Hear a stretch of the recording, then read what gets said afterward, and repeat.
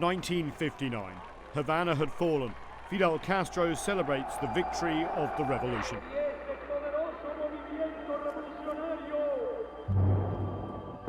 In April 1961, Cuba's scenic beaches turned to battlefields when warships filled with US-backed Cuban exiles bombed Havana and Santiago.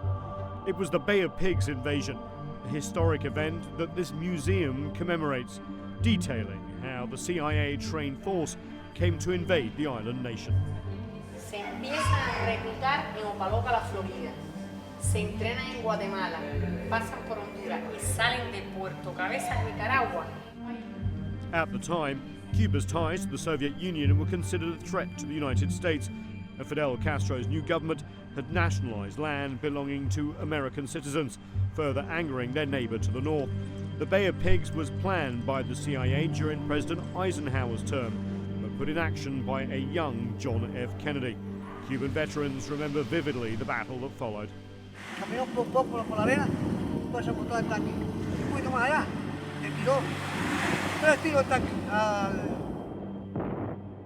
The invasion was a complete disaster. Fidel's army overwhelmed the 1,400 mercenaries within 72 hours. 1,200 prisoners would later be handed back to the US in exchange for over $50 million worth of medical supplies and food. A year later, at the height of the Cold War, Soviet leader Nikita Khrushchev wanted to install nuclear missiles on Cuba to even the balance of power. Castro agreed, but the plan was leaked. Within the past week, unmistakable evidence has established the fact that a series of offensive missile sites is now in preparation on that imprisoned island. The purpose of these bases can be none other than to provide a nuclear strike capability against the Western Hemisphere. The US imposed an island quarantine to search vessels headed to Cuba. Castro urged Khrushchev to threaten a nuclear strike on the US should Cuba be attacked. But Khrushchev was desperate to avoid a nuclear war. Or escalate it, and in each case he chooses a different path. We spoke with Tom Putnam, director at the Kennedy Library. John F. Kennedy, really the hallmark is that he put himself in Khrushchev's shoes. He tried to think, what can I do, what can we do to resolve this, to help him save face. Again, he showed steady resolve. He wasn't going to give in, but he found a way to both be resolute, but also find a way to defuse the crisis. Khrushchev agreed to remove the missiles in exchange for a US commitment not to invade Cuba, and an understanding that the US would secretly remove their nuclear weapons from Turkey. We had some really antiquated missiles in Turkey, and they had always bothered Khrushchev that they were right on his border, and he was saying, well, if you can have missiles on my border, why can't I have missiles on yours? So we agreed that if he removed the missiles in November, which he did, a few months later we would quietly remove the missiles from Turkey. Castro demanded at the United Nations that the US end its embargo, withdraw from the Guantanamo naval base, and cease supporting dissidents and stop violating Cuban airspace and territorial waters. Nosotros no hemos renunciado al derecho de poseer los tipos de armas que consideremos convenientes en uso de una atribución soberana de nuestro país. Se trata de una exigencia desde una posición de fuerza de los Estados Unidos, y nosotros no cedemos ante esa posición de fuerza. In 1980, a mass emigration of Cubans departed from Cuba's Mariel Harbor for the United States. The exodus started to have negative political implications for US President Jimmy Carter, when it was discovered that a number of the exiles had been released from Cuban jails and mental health facilities.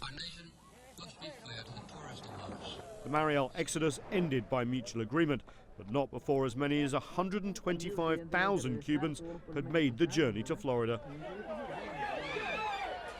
They got the boy. They took the boy. The relationship was then almost non-existent until the Elian Gonzalez affair blew up. A custody battle after Elian's mother drowned while attempting to leave Cuba to get to the United States.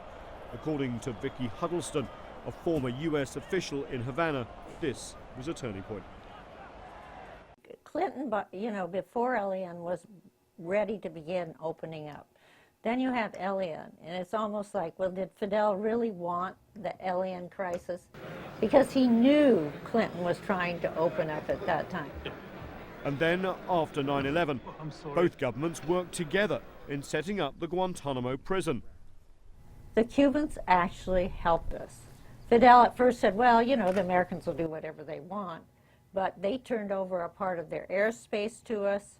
They coordinated with us on security so that, there wouldn't be any kind of should there be any kind of attempted attack on the base.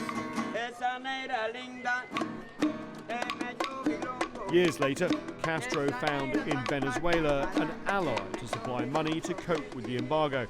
But you can see the struggle every day on the streets of Havana. No visit to Havana is complete without a ride in one of these classic 1950s American cars. But it proves a serious point, which is an over-reliance on the superpower to the north. America dominates Cuba's past, and arguably the whole region of Latin America. That's exactly what CELAC is trying to get away from. The CELAC Community of Nations and Caribbean States is an organization that has been very vocal against the embargo. They all blame it for choking the Cuban economy. For Georgetown professor Eric Langer, there might be an economic argument behind the agreement. The big guy in the bloc and the one who has really supported Cuba over the last 10 years or so has been Venezuela, and now it was quite clear to the Cubans that that couldn't keep up. A major change in how the US has conducted relations with Cuba. This is a huge deal. This is really the biggest thing since 1961, or perhaps since the Cuban Missile Crisis, which was only a year later. And so this really, I think, can change not just US-Cuban relations, but will change US presidential politics, and it will also change the relationships between the United States and Latin America, which, as you know, have been going downhill, to not use the expression going south.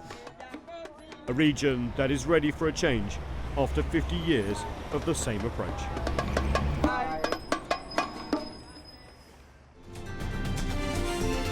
America's Now